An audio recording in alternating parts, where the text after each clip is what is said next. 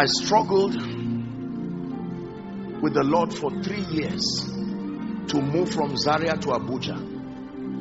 God was doing great and mighty things already. You can imagine a place that is the center, the Zazzal Emirates there, and yet people will travel from all over the world in the midst of the kidnappings and come there. It was a measure of great results, and God began to speak to me and say, son, we have to move to the next phase. God, I don't want trouble. Abuja, no, I'm not ready for this. I mean, ministers will understand what I'm saying. I'm not ready for any, just let me serve you sincerely. After all, you are almost coming. So, I mean,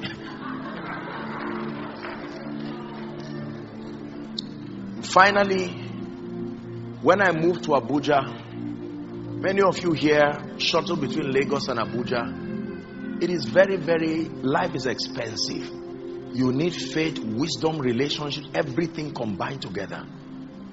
When I began to see the visions of our meeting today and some of the things God was doing, of course I'll be foolish to doubt him at that level.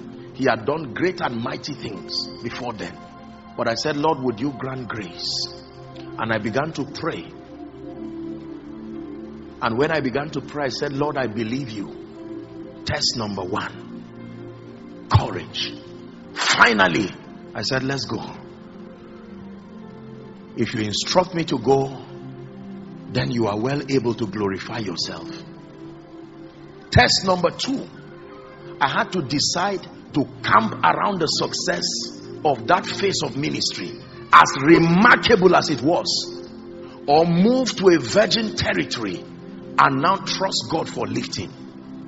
And I said, Lord, I believe in you. I thank God for what you have done through my life, but I know there is more to be done, and I thank you. And it was at the period of the pandemic. I hope you know what that means. Churches, ministries were closed for a while. I remember the first time we saw the venue that was supposedly, we are contemplating that venue, and then ICC, and the rates were something else, but ICC, they would not give it for that frequency of programs. And then this one that God brought us by his grace, it was about the biggest auditorium that can be given for, that is not built as a church auditorium. Not even discussing the price per use, you won't believe it. And then I sent a delegation to meet the man, and the man said, no way. Pentecostals scatter chairs, they scatter this. I invested so much, I'm not ready to lose my money for nothing. And I said, God, but you spoke to me. I'm not saying, I hope you are not offended. And I said, Lord, I believe you. I was in Enugu for a conference when that man went to bed, and according to him, he's a very great and wealthy man in this nation. He said he had the audible voice of God, like someone is talking, and he told him, get up. You do not know the young man who I sent to you, and you don't know the agenda. He did not buy that land.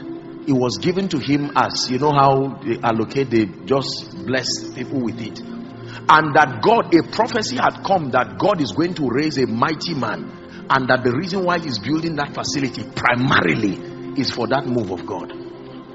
So God told him that vision I gave you, the time has come. And that was how, when I returned, the man was sick. True story. And I decided to go and greet him. Just to go and greet him, not to even discuss anything. And when the man saw me, I greeted him. He called all his managers, and we sat down right there.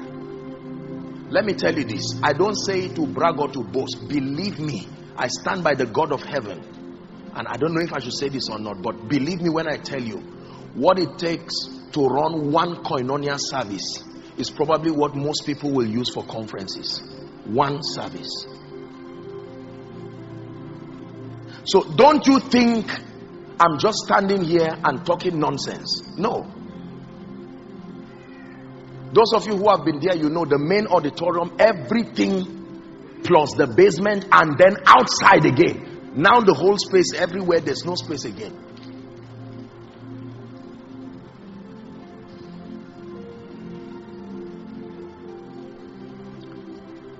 At this level, I have met kings, I have met nobles, I have met the high and mighty to the glory and the name of the Lord.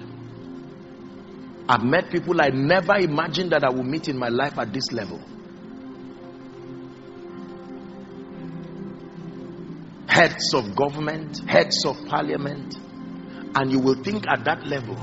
Let me tell you the deception.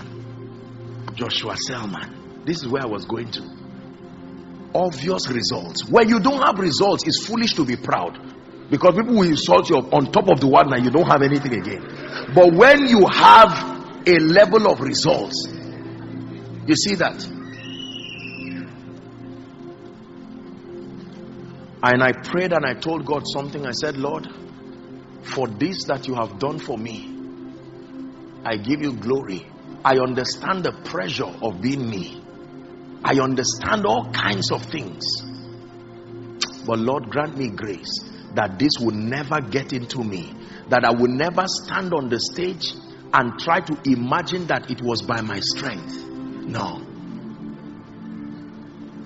Some of you here seated are multi-millionaires. Some of you are probably billionaires. Some of you are, God has helped you, you have done well. But can I tell you this? I apologize that I've taken a bit of your time. We're wrapping up. But I want to spare 2 or 3 minutes. You're going to cast that crown and say, Lord, I'm ready to pass this last test. Because for some of you, as great as what you have seen is, God is only starting. Are you ready?